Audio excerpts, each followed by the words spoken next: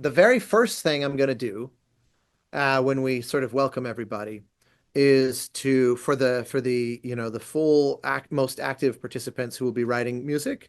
I'm going to outline their writing assignment because they only have a few days to turn around fully written or orchestrated, engraved parts to put on the stands in the synchron stage. So in order to give them the maximum amount of time to think about it, basically I'm going to start with the assignment.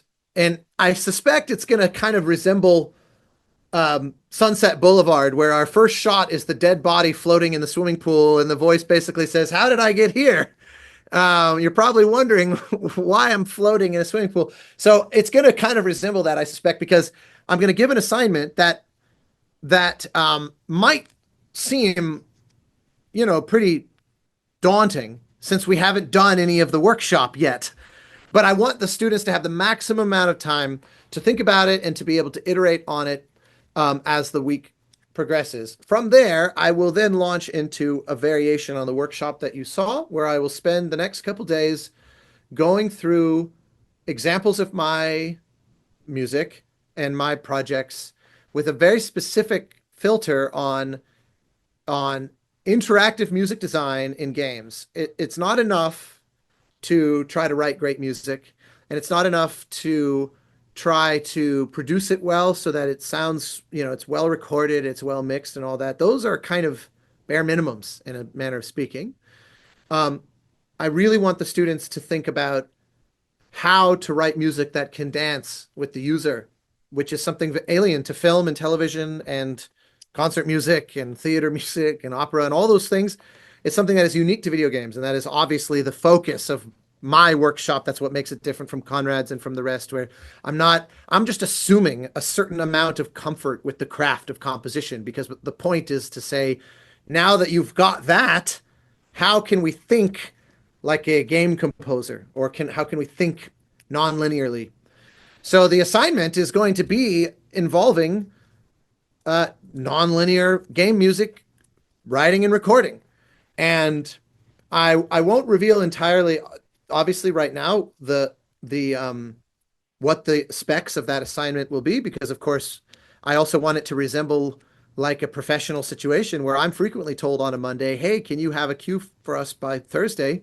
Here's what it needs to be able to do." So I do want to kind of simulate that, but I will say that we will be recording things that are to spec of a real video game scenario. And I'll be using a very recent game of mine that has been out for only a couple months as the template. So it will be precisely what I had to do, where it's not just write a piece. I think one of the strengths of workshops like this, like, there's the ASCAP workshop, and there's the old like the New York Buddy Baker ASCAP workshop, and these sorts of things. Even like USC's full master's program, where you get to walk away with recordings of your music. That's all well and good, but I think if your interest is in game music, having an orchestral piece on your reel is not as valuable as understanding what it took to write a piece that is actually interactive. So that is my mission. So I will spend the first few days explaining a bunch of case studies of how I've done it. And then the next few days, I'm going to principally let the students have time to write, and then we will meet to kind of check in and go through their work in progress, and I can hopefully kind of, because I'm sure questions will also arise as they are coming up with it. Well, how do we deal with this, or how do we account for, if there's no beginning, middle, event, if it's a loop, how do I solve for this and that, and all these kinds of things that are the bread and butter of dealing with game music.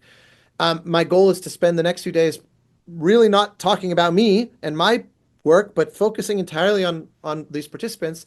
And then, of course, we will go to the Synchron Stage and record their pieces as real interactive game music.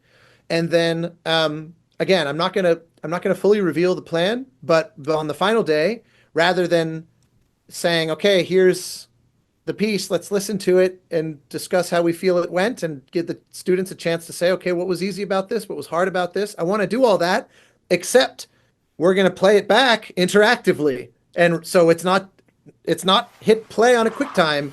It's, all right, let's see if we can break it. because that's what I do. That's how I pay the bills. Is I write a piece and then I go, okay, what would it take to destroy this, in the context of an interactive environment?